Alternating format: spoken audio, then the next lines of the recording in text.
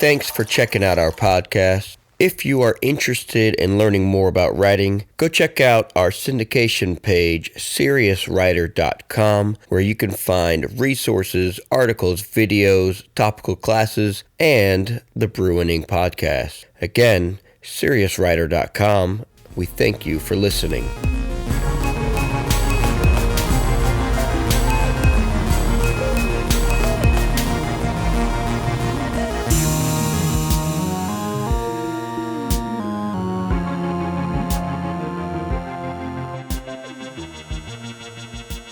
Welcome, everybody, back to another Brew and Ink episode. This is an Interbrew, so that means we are going to do a review on a movie tonight. It's an Interbrew review, Godzilla versus King Kong, and this is definitely going to be spoiler-filled.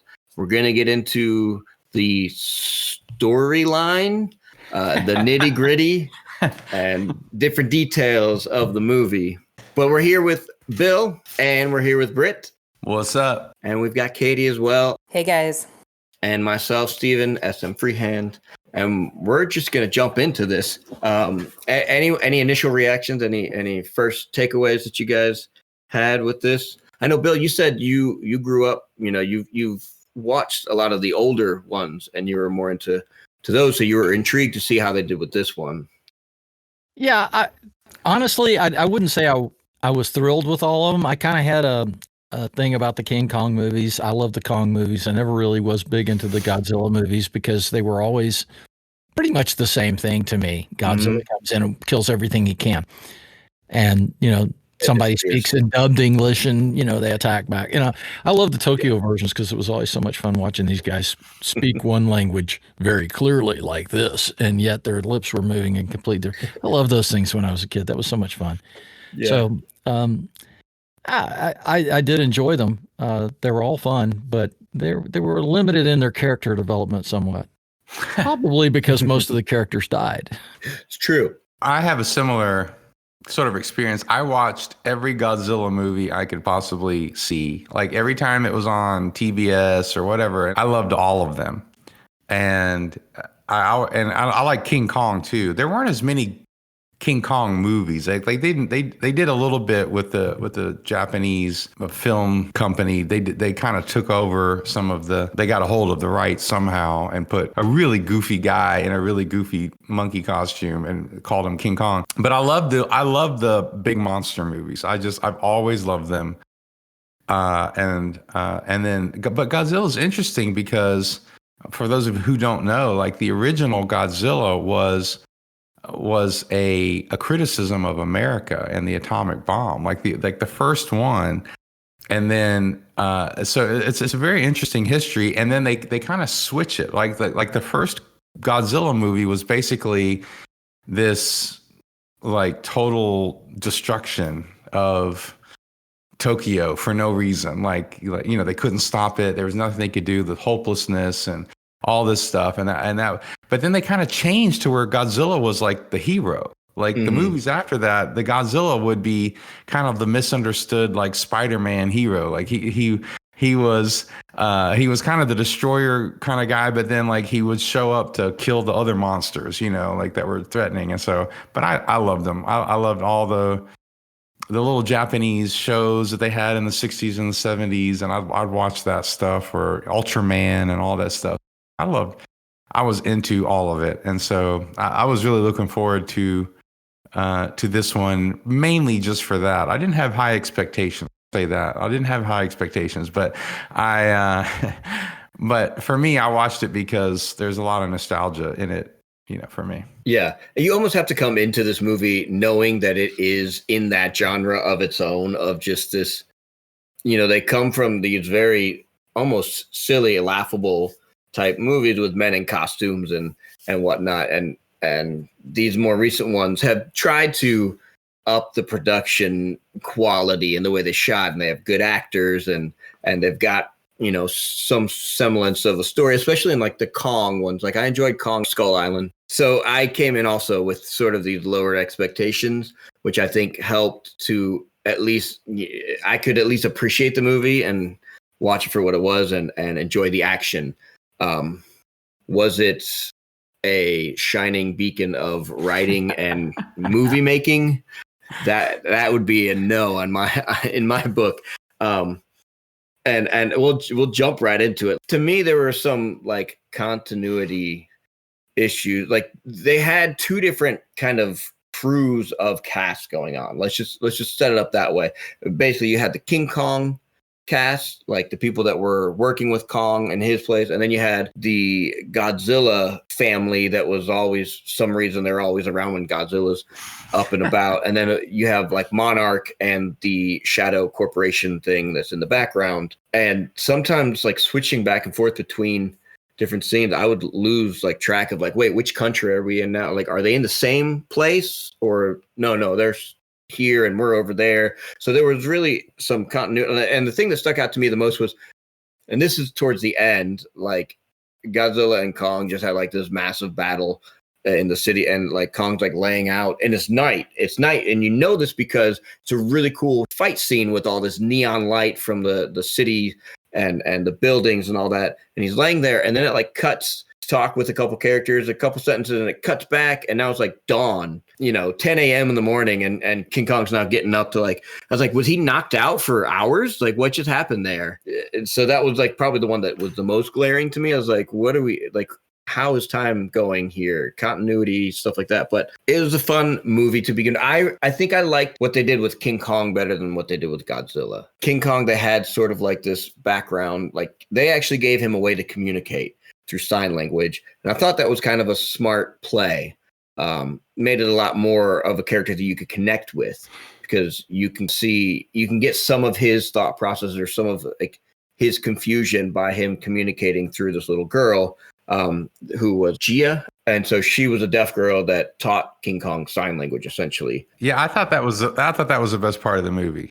To me, because as far as a writer, because one of the tropes or one of the themes that goes with King Kong, kind of the beauty tames the savage beast sort of theme. Like that's a trope for King Kong. Yeah. And they not that they turned it on its head, but they did something unique with it in this movie. It wasn't the pretty blonde who was the actress in the thing, and she just happens to, tame the beast, and she's the one he likes. Like, I actually liked that part the best. Like, I think the fact that they made her deaf, which means she knew sign language, right? And we all know that monkeys can do sign language or whatever. I mean, there's sort of that background history with some of that. The fact that they just kind of brought that in sort of different element. So they brought in someone with a disability. They brought in a little girl instead. He was an orphan also, which was another connection. Yeah, that was it. So she was an intriguing character, and that was an intriguing storyline to me. The most of the rest of it had plot holes, like I said on Facebook, big enough for Kong and Godzilla to get through. But I really did like that part of it. I liked that element of character building with King Kong and the girl. I just thought it was a unique twist to it, although they still stuck with the beauty tames the savage beast. It was still the same thing, but it was done in a unique way. And I think they made it more innocent. Yeah. And it's something we can learn as writers. Like, the trope in and of itself isn't necessarily bad. You just got to do something different with it. You just got to play with a little bit and do something different and unique and make it interesting, Make it recognizable. So you go, oh, this is the age-old story, but make it new, make it unique. And also, there was a Cinderella story in real life with that too. That girl who is the actress, she actually is deaf and has grown up in a deaf family, and was a local girl here in Georgia that tried out and got the acting gig, and now she's kind of done pretty well so far in kind of her debut actress role. And they said it was great because she really added some authenticity to the role itself. And they said she was willing to just get into the role and try things, and, wasn't like shy or bashful about just taking on the role and trying difficult things for her to do in this acting career. Yeah, I found her to be one of the most intriguing characters. I felt like there were a lot of characters that were disposable. And I don't mean that in the sense of Godzilla wiped them out or anything like that. Right. I mean, you got if we were going to do a body count on this, I mean, they destroyed Hong Kong. I mean, there are probably 500,000 people dead in Hong Kong, and yet these are the heroes. And I found that to be kind of a plot hole, as Britt mentioned. Right. Kind of a how big big one. is Beijing? Yeah. Was it Beijing at the end? Like, how many buildings could they possibly knock down? Like, how many buildings All could of possibly them? exist in Beijing? I know it's a big city. I've been there. I thought they were in Hong Kong for that, but okay. I was in Hong Kong. It may have been. Yeah, it was Hong Kong. It was Hong Kong. So I get that, but I felt like they really they had a lot of competing characters here. You had a guy, and this was the plucky behind the scenes pirate radio podcaster. What do you want to call him? Conspiracy theorist. Okay, and you almost felt like the Madison character was just a transport for the other characters. She didn't have her own character so much as she was a placekeeper to get the other characters moving, but they never really developed those other characters. So we had a movie that I felt like it was a little too much of a scattershot with the different characters doing both sides, the Godzilla's crew and Kong's crew. It felt like too much spread and not enough character development on either side. Of course, we're talking a Godzilla versus Kong. How much character development do you get? But right. I did feel like Madison's character was a little bit weaker. Like she was just kind of a mouthpiece for Godzilla, really. She was just there to be like, no, he's not bad. Don't hurt him. Kind of thing. Like, what are you doing? Godzilla racks up the body count with that tail swinging through Hong Kong, destroys another building. And so he's not meaning to hurt anybody. So that kind of brings me to my next point. My next thought process on this is like, what is our motivation? So we have kind of these three different entities. We've got Monarch. We haven't really talked about them, but what is their motivation? Their motivation is Godzilla is this crazy monster that shows up from time to time and just destroys everything. And we need a way to deal with that. We can't trust on him to always, be on our side. So what do? Well, of course, we build a mechanized Godzilla because that makes sense. So their best goal, their best response to this monster that shows up all the time is to build a mechanical version of it, a robot one. And they were going to use the Hydra heads from the what Godzilla had killed in the previous movies because they had a telepathic link. They're going to use those skulls somehow built in the Mecha Godzilla, and then the pilot would be inside that skull, and that would connect him to be able to control, which to me, I was like, okay, this will be a cool concept. We'll have kind of like that Pacific Rim type thing where we've got someone inside a mecha suit and like fighting it out and all that. But, not to get too far into the spoilers, but that didn't happen. He was immediately electrocuted and dies. And then Mechagodzilla's like, I'm doing this on my own. So I get the Hydra took over or something. I don't know. It got a mind of its own, to say the least. So that was kind of Monarch's motivation, and Kong's motivation. He just wanted to get home, and that's what he kept asking. Like he knew that he was in a fake environment when he started off in the dome. He chucks that tree trunk right through the 3D rendered skybox there, and so they think they know how to get him home, which happens to be an inverted Earth inside the center of the Earth, a hollow Earth, if you will. Yes, go along with us on this ride. You have to, in order to watch this movie and to enjoy it. We got Kong, Godzilla, and Journey to the Center of the Earth all in one movie. Right? Yes. I thought the same thing. I was like, oh, no, that's in less than 2 hours. Yes. And so they have to get Kong there to get what were they trying to find there? A power source that was it was there was the power source, and how they knew about the power source was a mystery. Yeah. But it was a power source that was going to be strong enough for the Mecha Godzilla, which my son Micah, who has been on the podcast, my son Micah is the one who's like, he called it like within, I don't know, a few minutes of the movie. He was like, they're going to do Mecha Godzilla. And I said, I don't know, maybe they're going to do something with, I thought they were going to bring back the Hydra thing because they were talking about it at the end of The King of Monsters.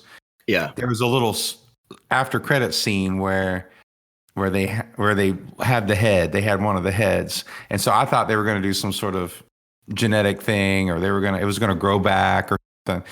So I thought like they were going to have to team up with the Hydra.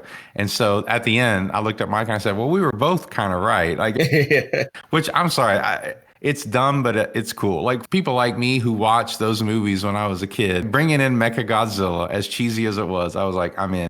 So one of the things that I wanted to kind of mention that I noticed about this movie, and I've been noticing about movies in the last, 5 or 10 years, that I think a lot of people haven't talked about, or at least I haven't seen it talked about, the change that Steven Spielberg made to these movies. So before Steven Spielberg, these monster movies would be basically big disaster movies, right? That's basically what they are. They're monster / disaster movies where the people are just kind of scared and freaking out that there's a disaster, right? And then you're just watching the monster, knock a whole bunch of stuff down. Well, like I think Steven Spielberg really changed a lot of that because he put a lot more story, like with Jurassic Park. The way he did Jurassic Park was kind of like a Godzilla movie. Like it was that sort of like there's dinosaurs and big and we're small. I mean, there's those elements, but he made it a little more like from their perspective. Like you saw all those action scenes that was more like focused on one character, right? Not just like a whole big crowd running and screaming, right? He focused it on a character, which makes it a lot more relatable. It makes the story a lot more, engaging for humans, right? Because we're in it. We're like, oh, how? And running between the legs and there's stuff. But I just really think that the Skull Island and the more modern monster movies that they're making have been really influenced, at least in that way, by what Spielberg kind of shifted a little bit with Jurassic Park. And I was just noticing it even more with this one. Like, even though I don't think the writing was that great, but I mean, I think they're trying to bring in these characters because it's basically what Spielberg did. It wasn't Spielberg. It was, what's his name? Michael Crichton, who wrote the book. But, but that's kind of what he did, what he focused on when he made the movie. And I made it so great. Anyway, so I just think that's a big part of why these movies. It's funny you say that because I've always felt that one of the reasons I related to the Kong movies and enjoyed them was that Kong himself was a character like that. Was a sympathetic character. I mean, you weren't necessarily sympathetic with the shark in Jaws, but he was a character in the film. He wasn't just the creator of the havoc. He was the character because he had an intelligence that made him pursue them. And so it was, character versus character. And it's one of the reasons I enjoyed the Kong movies early on far more than I enjoyed Godzilla, because Godzilla was a beast that we didn't understand, didn't have any real characters as far as we were concerned. As far as we were concerned, he could have had a brain the size of a green pea and just been angry about something, or just disturbed. Yeah. But Kong always had some motivation, and until we have the sign language, we didn't know what that motivation was necessarily. We could guess what his motivation was, but we didn't know. He couldn't communicate that motivation in any other way than beating his chest and breaking out of chains and doing whatever he felt like he had to do. But Kong is a valid character and was since way back. And in a sense, I almost feel like when you were talking about that, I was saying, but wait a minute, where did Crichton and Spielberg get that idea? Did that come perhaps from Kong, the original King Kong? Original. Oh, yeah. Maybe it's full circle. I don't know. I'm just saying that it goes that way. I think you're totally right. Kong is a sympathetic character, which is why the ending of the original King Kong, of him fighting the airplanes and then dying, was actually sad. I mean, it was almost like a Frankenstein sort of complex character. Like he's dangerous and he's a monster, but you can kind of understand, like he's kind of the misunderstood monster sort of idea. And it makes him relatable, and it makes the ending where he dies or whatever, and he gets shot off the Empire State Building. It makes it a good ending because I get Mary Shelley started this. Yeah. Yeah, exactly. Mary Shelley started this. Crichton picked it up. Yeah. Right. No, it's true. It's true. Yeah, and that brings us back to kind of my next point, which is, Godzilla, what was his motivation? Like, he didn't really have one. They sort of said, oh, he's just going to stop these other big monsters. And so he wants to be the king monster. That was when he's sensing like the energy, I guess, from the old Hydra or whatever they were powering up with it like alerted him, and he came just to destroy what he could destroy and then go back into the ocean. And of course, then he senses Kong at some point and he has to go tussle with him. Obviously, to bring it full circle, like the Mechagodzilla comes out and it gives them something to work together towards rather than against each other. But I'd say in the first two matchups that they had, when Kong was on the boat and then when they were kind of that first fight they had in the city, Godzilla basically just tore him up both times, like won it. Like he's just really OP in the movie series, overpowered, and like that's just kind of the beast that they make him out to be. Like he's unstoppable. And so you kind of get into this, like, where are we going with this character? If he's just going to be this unstoppable thing, he doesn't really have strong motivation, or at least none that we can connect with as a character. Like he's just driven to be the best of all the monsters. Yeah, he's pretty, badass with the laser cannon coming out of his mouth and looking like a big old thick neck with like I don't even know. I was trying to figure out what his head looked like to me. It kind of like had cat-like features to it and all that. Like he looks like a cool character. I like what they did with this iteration of Godzilla. He looks cooler than I think he actually is as a character. I think that's kind of as far as his character goes. But he didn't really. I didn't, unless you guys remember. I don't remember like any other motivation from Godzilla's side. They just kind of piggybacked on King of Monsters. Wasn't that the second one? There was a Godzilla, and then there was a King of Monsters that had what's her name in it again? That Madison character.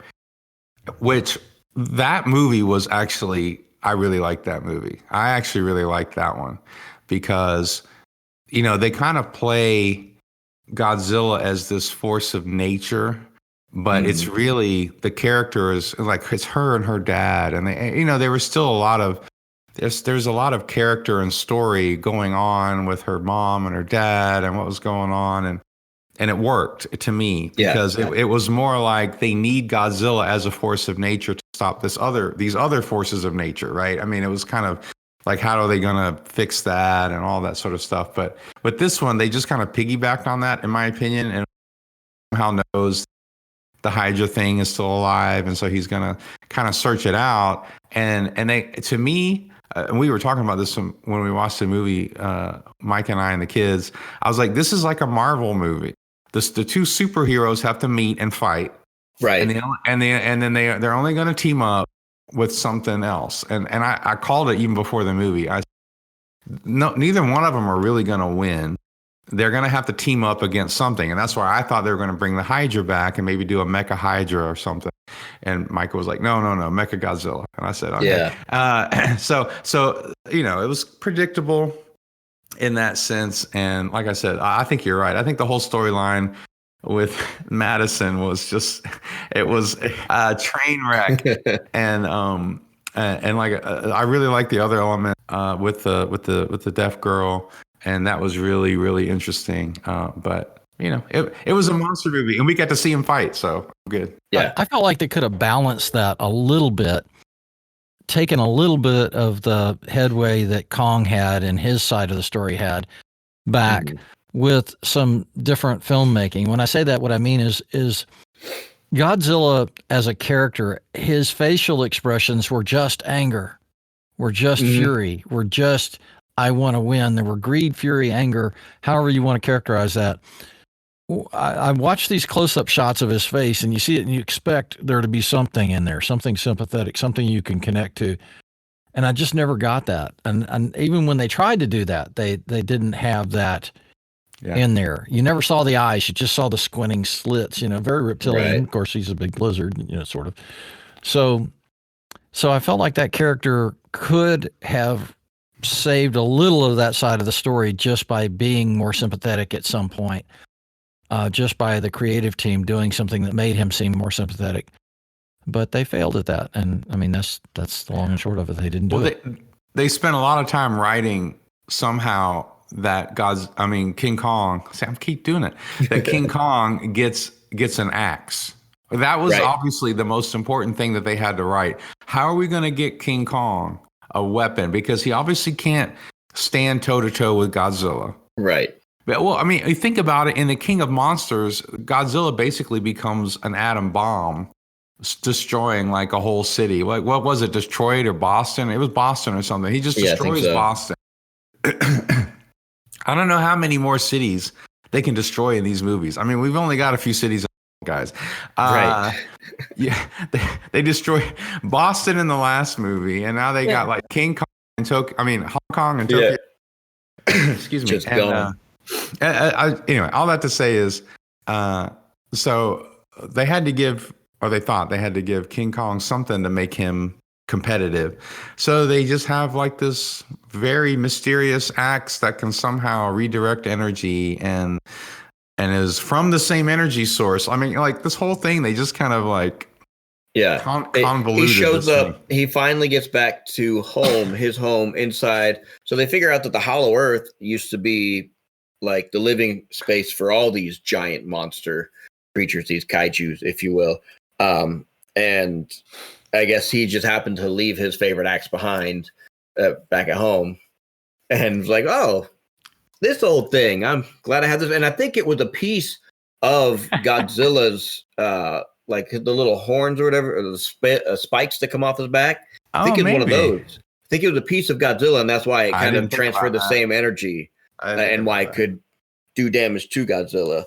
But yeah, it was one of those like, wait, we didn't foreshadow this at all. Like, this just came out of nowhere because we're gearing up to fight. Yeah, I was wondering if I'd missed something in one of the previous movies that I haven't seen, and I'm like, apparently not. This is just pulled right out of some dark place, and we're not going to. Yeah. Yep. And out of left field, we have an axe. We have, and it's like the Kong family's leaving, the Hollow Earth, going, wait, did you bring the axe? No, I thought you had it. I thought you had it. Dang it! We left the axe. It's only again. The electrical axe I'm of trying lightning. to figure out how Kong got to the surface. How I mean, there are so many holes in this that. Right. Lacks of holes. There was no hole for him to get to the surface in, and right. So that brings us to kind of the ending where neither one of them really comes out as like the true victor. Like it was more like Godzilla's like, okay, you're cool, man. I won't mess you up. And then he leaves and Kong's like, oh, thank God. Because I was going to fight you till I died. Basically, he kept coming back. There was a lot of damage that Kong took that I was like, he's getting up from that? Like, yeah, exactly. I was like, okay, well, we'll run with that. What actually happened in the ending? Because I don't remember exactly like where it left us within the world of these monsters, King of the Monsters things. I think they set it up obviously for another sequel. I don't remember the exact ending to it. Godzilla just went back to swimming around randomly in the ocean, which again makes no sense. But then they had King Kong back into the middle of the earth. Right. Center of the earth. They said he was home, and King Kong's home, and they were monitoring him in the center of the earth. Which they were monitoring him there somewhere. Yes, and Gia still had connections to him somehow too. She was down there. So then that brings us to our question of the evening: Godzilla, King Kong, or Pacific Rim? Which of the movie theater? I'm Pacific Rim. Pacific Rim I enjoyed tremendously. All the way. So too. All the way. I really like what they did with their story. A jam. Yes.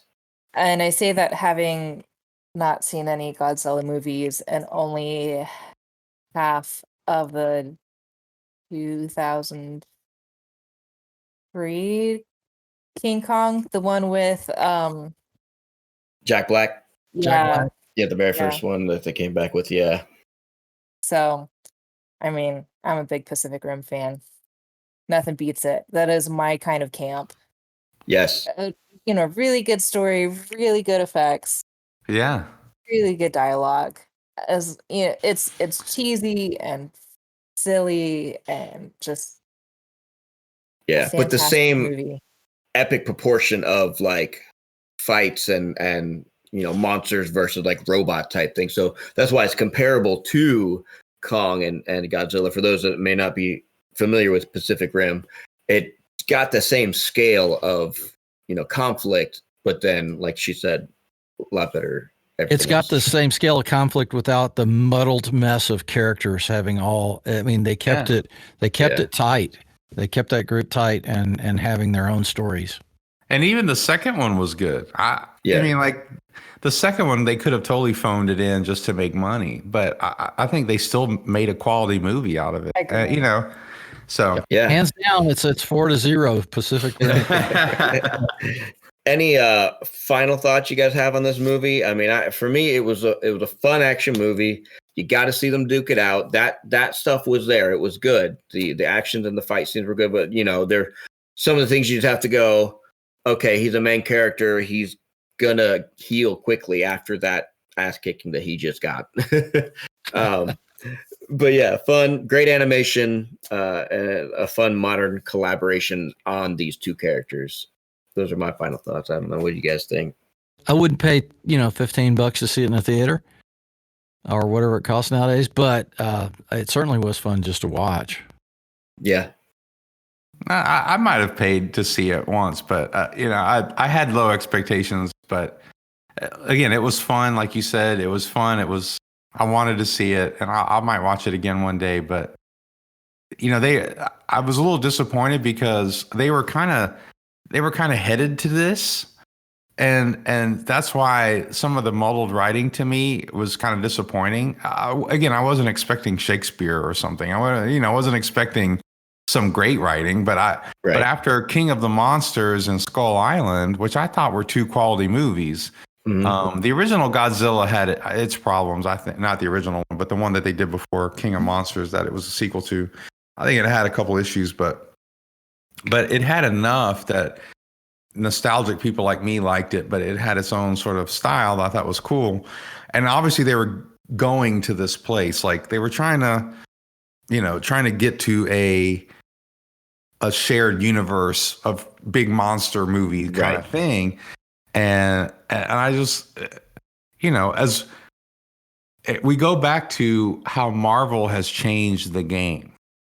Yeah. Like Marvel has changed the game. Like what they did with Infinity War and Endgame, even though there might be a couple of problems here and there, but by and large, what they did with that big of a story and then landing it as well as they did in Endgame, they really upped the game. I mean, that becomes the standard. And so then it raised the bar. And so, when people watch Justice League, which would have been the coolest comic book movie ever in 1992. Yes. But now it's changed, right? Now it's because of the complexity and the fun and the balance of stuff that they put in some of those Marvel movies. And they're not all A+, but they're good enough, and they had enough of a plan that they landed it well. And I just think if you're going to do this, you got to step up your game. You can't just do it hoping although people did. I mean, to be honest, I think they said Godzilla and Kong was the most watched movie of the year or something. It was just, it had a lot of success as far as people watching it. So, I mean, they got what they wanted, I guess. For me, it was a little disappointing because I was like, man, you're setting up for this. Like you didn't have, there was no plan here. You just convoluted this whole story to make it work. That's true. That's what disappointed me. And then I thought they should just pay me to do this. They should just pay me to do it. I'd love to get a hold of the script and see how much they cut out to try to keep this down into the length they wanted.